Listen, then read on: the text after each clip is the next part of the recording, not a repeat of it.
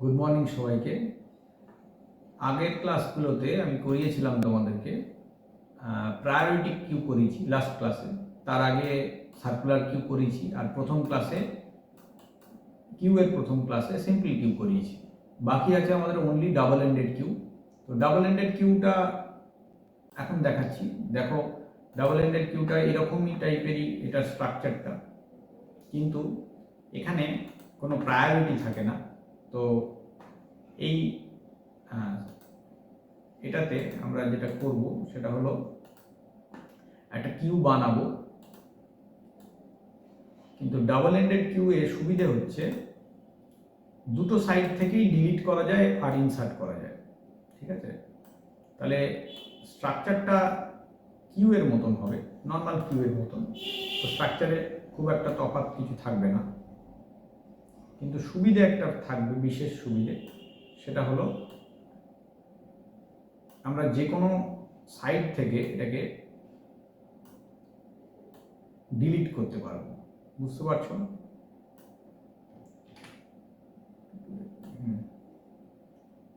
এটা তো আমাদের নর্মাল কিউ এর স্ট্রাকচার, এর মধ্যে কোনো তফাৎ নেই।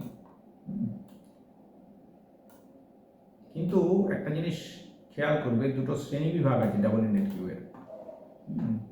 এখানে যখন ডেটাগুলো থাকে তখন ডেটাগুলোকে কিন্তু আমরা দুইভাবে ডিলিট করতে পারি। একটা হচ্ছে প্রথমের দিক থেকে ডিলিট করতে পারি, একটা হচ্ছে আমরা শেষের দিক থেকে ডিলিট করতে পারি। আবার ইনসার্ট করার ক্ষেত্রেও তাই, আমরা প্রথমের দিক থেকে করতে পারি অথবা শেষের দিক থেকে করতে পারি। কিন্তু মনে রাখতে হবে যে যে শ্রেণী বিভাগটা আমি করছি সেইটা কি আছে আমাকে দেখে নিতে হবে। হ্যাঁ, মানে যদি আমি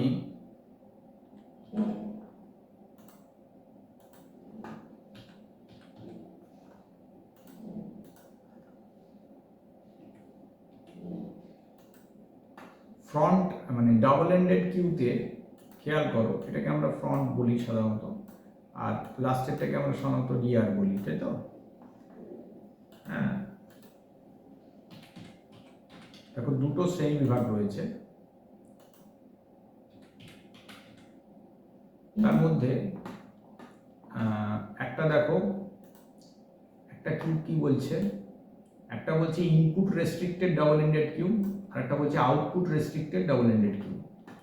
তার মানে একটাতে কি হবে, ইনপুটটা রেস্ট্রিক্টেড আছে, মানে তুমি ইনপুট সবসময় তোমাকে রিয়ারেই করতে হবে, কোনো রাস্তা নেই। যখনই ইনপুট করবে তখনই ইনপুটটা কোথা থেকে হবে, সবসময় রিয়ার থেকে ইনপুট হবে।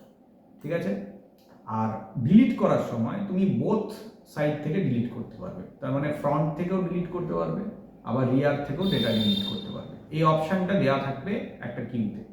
সেই কিউটাকে আমরা বলবো input restricted double ended queue. ঠিক আছে, আবার আর একটা কিউ রয়েছে output restricted double ended queue. সেটাতে তুমি যখন ডিলিট করবে সবসময় ফ্রন্ট থেকেই ডিলিট করতে হবে, সবসময় ফ্রন্ট থেকে ডিলিট করতে হবে। কিন্তু তুমি যখন ডেটা ইনসার্ট করতে যাবে তখন তোমার সমস্যা নেই, তখন তুমি ফ্রন্ট থেকেও ইনসার্ট করতে পারো।